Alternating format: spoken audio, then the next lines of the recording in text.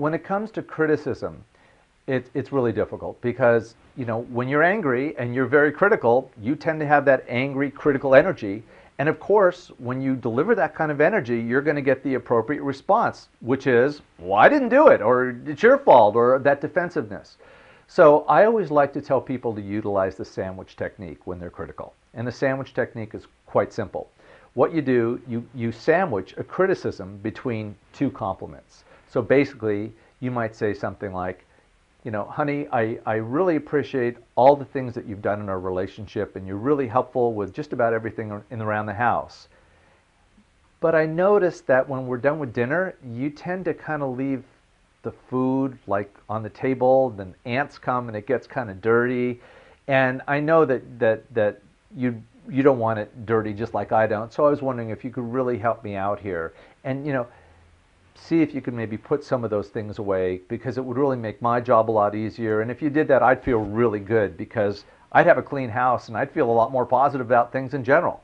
So you give the sandwich technique, and then you tell them how you would feel if they did the thing that you would like for them to do. Never come at them with an attack, because when you do, well, you know what you're going to get back. They say that communication is the effect that you have on the other person. It's the effect that you have on the other person. So in your own mind, if you feel that you're not attacking your partner and you're speaking calmly, but they're feeling attacked or they're feeling defensive, well, going back to what communication is, it's the effect that you have on your partner. So regardless of whether you're feeling like you're attacking or not, if they're feeling attacked or they're feeling defensive, you need to take that into account. And not then jump to, well, I'm not attacking you, I'm just letting you know how I feel, because maybe you're not, but if they're feeling attacked, you still have to deal with that. Communication is the effect that you have on your partner. So if your partner feels defensive after you say something, let them express their defensiveness. Let them express their anger. Let them express whatever they're feeling. Hear what they're saying. You could even feed back to them that you heard that they were very upset when you told them something. And then say, there are some things I'd like to talk to you about, and I don't want to attack you, and I don't want you to feel like you're attacked, because I do love you. Again, always coming from the positive.